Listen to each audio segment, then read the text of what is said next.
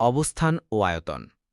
ইসলামের জন্মভূমি আরব দেশ পৃথিবীর অন্যতম বৃহত্তম উপদ্বীপ। এটি এশিয়া মহাদেশের দক্ষিণ পশ্চিমে অবস্থিত।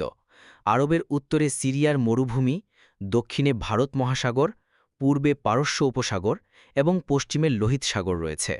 ভৌগোলিক অবস্থানের দিক দিয়ে এটি এশিয়া, ইউরোপ ও আফ্রিকা মহাদেশের সংযোগস্থলে অবস্থিত।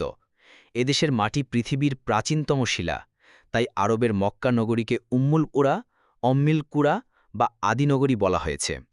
তদ্দানীন্তন আরবের আয়তন ১০,২৭,০০০ বর্গমাইল। আয়তনে এটি ইউরোপের ১/৪ এবং আমেরিকার ১/৩।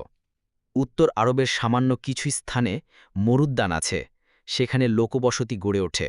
এছাড়া প্রায় সমগ্র আরব অঞ্চল মরুময়।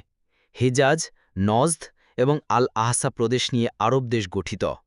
হাদ্রামাউথ, ইয়েমেন ও ওমান নিয়ে দক্ষিণ আরব গঠিত। এ এলাকা উর্বর এবং প্রাচীনকালে এটিকে আরবিয়া ফেলিক্স বা সৌভাগ্য আরব বলা হতো। আরবের নামকরণ। আরবকে কেন আরব আইন র-ব নামকরণ করা হয়েছে সে সম্পর্কে ঐতিহাসিকদের বিভিন্ন মতবাদ রয়েছে। তন্মধ্য থেকে প্রসিদ্ধ কয়েকটি নিম্নে বর্ণনা করা হল। আরব শব্দটির অর্থ হল পাণ্ডিত্যপূর্ণ এবং সুন্দর ভাষায় কথা বলা। যেহেতু আরবের অধিবাসীরা নিজেদের ভাষা পাণ্ডিত্যের সম্মুখে সমগ্র পৃথিবীর লোককে আজমি, মুখ, বোবা তথা নিজেদের অন্তরের কথা উত্তম রূপে প্রকাশ করতে অক্ষম বলে ভাবত, এজন্য তারা নিজেদের আরব বা আরবি এবং পৃথিবীর অন্যান্য জাতিসমূহকে আজম বা আজমি অর্থাৎ কথা বলতে অক্ষম বলে মনে করত। ধীরে ধীরে পৃথিবীর অন্যান্য জাতি তাদের আরব বা আরবি নামে ডাকতে শুরু করে, ফলে তারা আরব নামে পরিচিতি লাভ করে। আরব আইন রব শব্দটি আল আরাবাত থেকে নির্গত হয়েছে, যার অর্থ হল লতা গুল্মহীন মরুভূমি। যেহেতু এ অঞ্চল বৃক্ষলতাহীন মরুভূমি, তাই এই অঞ্চলটিকে আরব নামকরণ করা হয়েছে।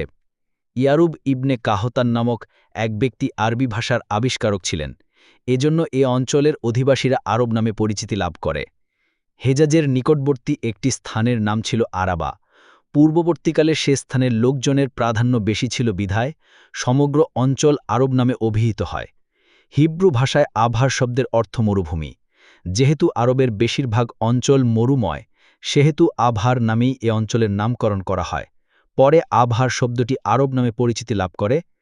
পূর্বে আরব নামের উৎপত্তি সম্পর্কে নানাবিধ কারণ উল্লেখ থাকলেও বর্তমানে আরবি ভাষাভাষী লোকদের আরব নামে অভিহিত করা হয়। যেমন আরব লীগ নামক আন্তর্জাতিক সংস্থা, যার সদস্য দেশগুলোর রাষ্ট্রভাষা আরবি, এই হিসেবে ইরান আরব দেশের অন্তর্ভুক্ত নয়। আরব শব্দের ব্যাপ্তি।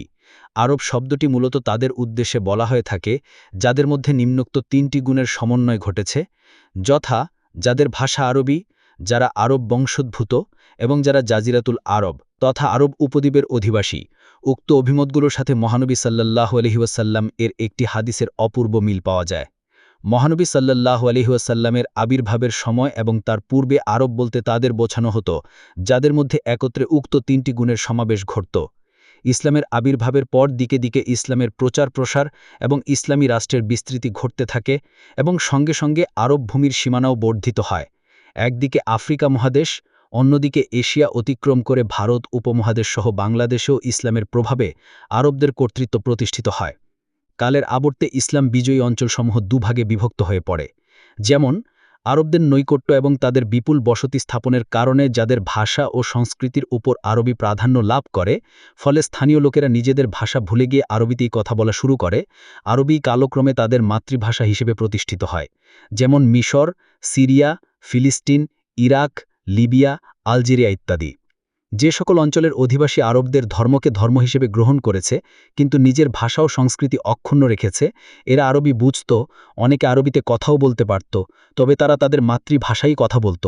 তাদের মাঝে ইসলামের শিক্ষা দীক্ষা ও আদর্শ আরবদের মাধ্যমে প্রচারিত হলেও তারা নিজেদের স্বকীয় সত্তা বজায় রেখেই আরবদের প্রচারিত মতাদর্শের সাথে একাত্মতা ঘোষণা করে।